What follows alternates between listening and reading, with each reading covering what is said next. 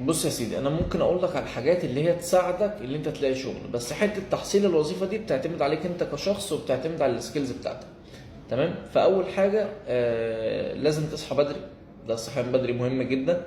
تاني حاجه اللي انت يكون معاك سي في كويس، وكنت انا مخلي لكم استاذ سامح بيعمل سي في كويس احترافي اي تي اس ب 200 جنيه مصري، بتبعتوا له على الواتساب التفاصيل كلها وهو بيخلصوا لك في يوم او اتنين بالكتير.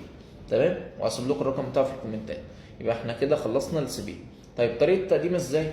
اول حاجه انت بتقدم اونلاين، بتصحى الصبح بدري من الساعه 6 الصبح مثلا، تقعد تقدم لحد الساعه 9 الصبح.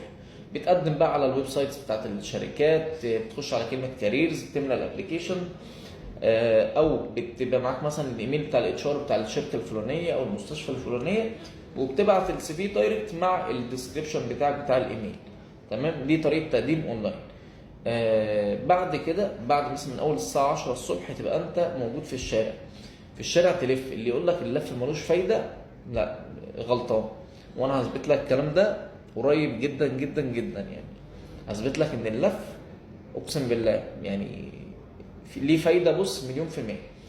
فلازم تلف على رجلك، تقدم السي في بتاعك في الشركات، تقعد تتكلم مع الناس، تقوي علاقاتك طول ما انت قاعد هنا. ما تضيعش وقتك على القهاوي، ما تضيعش وقتك مع ناس مالهاش لازمه. يعني فتره التحصيل الوظيفه دي اعتبرها انها فتره جيش بالنسبه لك.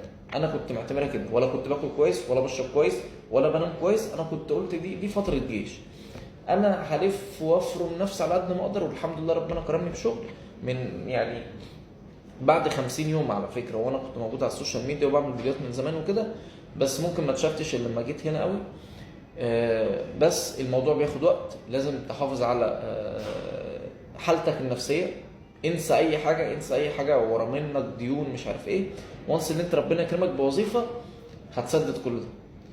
بس وان شاء الله باذن الله ربنا يوفقك وخير باذن الله.